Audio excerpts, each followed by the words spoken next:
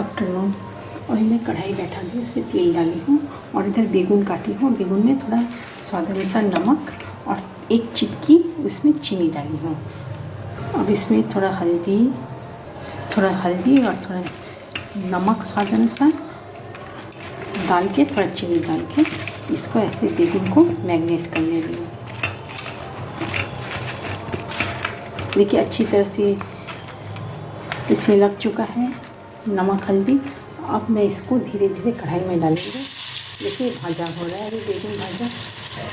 हम लोगों को बेगुन भाजा, दाल भात और बेगुन भाजा अच्छा लगता है।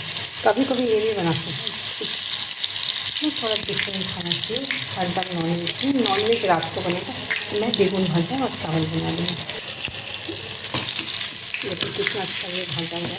अभी आप लोग भी बेगुन भाजा बनाइए, रोटी पराठे के साथ दिखाइए, अच्छा लगता है। वीडियो अच्छे लगे तो थोड़ा लाइक कर दीजिएगा।